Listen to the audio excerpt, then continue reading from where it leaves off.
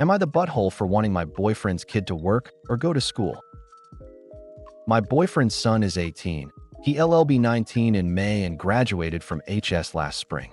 He didn't get a semi-FT job until the middle of July. He was working very minimally at a restaurant. I didn't make a big deal about it because I figured he was taking a break after HS. So he got the semi-FT job at this landscaping company in the middle of July. Everything was going well until fall. He decided not to go to technical school or college. Well, school isn't for everyone. The problem I have is that since the end of October, he hasn't been working hardly at all. We live in the Midwest, so there is no lawn mowing or landscaping after October. So, right now he is working even less hours at the restaurant and maybe shovels snow once every so often. Am I the butthole for wanting him to get off his butt and work? Am I the butthole for not offering to help pay my friend's $1,500 vet bill after her dog ate my medication?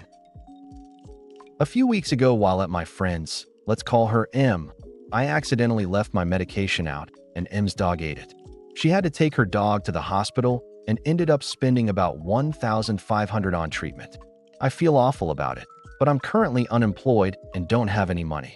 Because of this, I didn't offer to help pay the vet bills, thinking she could handle it since she has savings.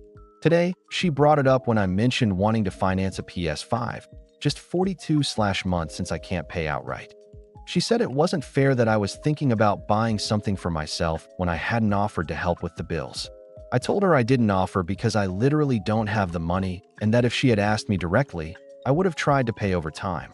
Now M's upset and feels like I'm dismissing her, but I was so scared for her dog I literally threw up, so I don't understand how I'm being dismissive. Am I the butthole for not offering to pay when I'm broke? And is it wrong of me to want to buy things for myself when I still feel guilty about what happened?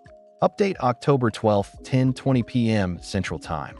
This was actually written from the dog owner's perspective. M. I covered the full medical expenses and didn't ask my friend to pay because she told me earlier that day she was struggling to pay for food, and she's a close friend, so I didn't want to add to her burdens even though I'm struggling as well. I paid for our food and wine that night. Then, when she told me she was thinking of buying a PS5 and I questioned why she would make a luxury expense when she didn't offer to help pay Maya's medical bill, she attempted to villainize and emotionally manipulate me.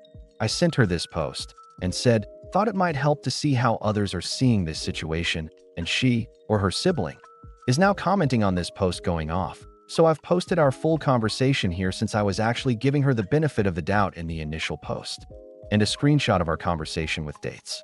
Also screenshot of my receipts to prove this isn't bait. Some key points. This happened just about 2 weeks ago. I didn't ask her to help pay because she told me she was struggling to pay for her food, and I didn't want to add to her burden since I do have emergency funds set aside, and our friendship was valuable to me. I make $42K, and I make constant sacrifices to build my savings, even though most months I'm at a deficit. She is very aware that I struggle with funds. She commented that she did offer to pay over time, but as noted in the comment exchange, she did not. She was with me when the hospital told me what the expenses were, and she remained silent, even though I kept bringing up how I don't know how I'm going to afford it. She says that I often have money and a lot of nice things, which makes me feel like noting she is 30, lives with her parents and doesn't pay rent, and had a job that paid nearly double what I make for years before getting laid off, and she is choosing to remain unemployed after the layoff. If I have savings and she doesn't, there's a good reason for that.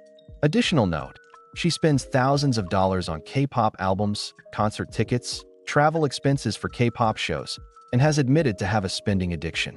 I had no issue with these things as they didn't affect me, until she played the victim today for not having savings. My comment responses from her perspective used words she explicitly said to me. I didn't fictionalize any of it. When Maya was hospitalized, I couldn't stop crying and couldn't sleep. I kept checking my phone throughout the night thinking I was going to get a call that she had died. For days afterwards, I couldn't take my eyes off her in case she had side effects or permanent brain damage. I'm still too scared to leave her alone for more than an hour or two because I'm terrified something will happen to her.